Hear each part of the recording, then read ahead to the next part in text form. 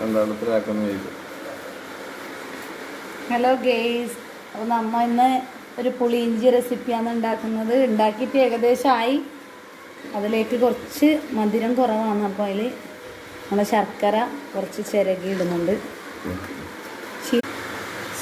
സ്കൂളിലൊരു programme ഉണ്ട്, അപ്പോൾ അതിന് വേണ്ടിയിട്ട് പുളിയിഞ്ചി ആക്കാമെന്ന് പറഞ്ഞിട്ടുണ്ടായിരുന്നു. അപ്പോൾ അതിൻ്റെ തയ്യാറെടുപ്പിൽ അപ്പോൾ നാളെ വൈകുന്നേരം ആകുമ്പോഴത്തേക്ക് ഇത് കൊടുക്കാൻ വേണ്ടിയിട്ടാണ്. പുളിയിഞ്ചിയാണ്.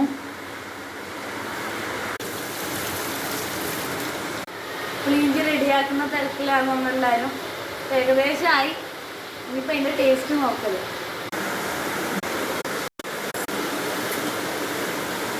ഇത് തിളക്കുമ്പോൾ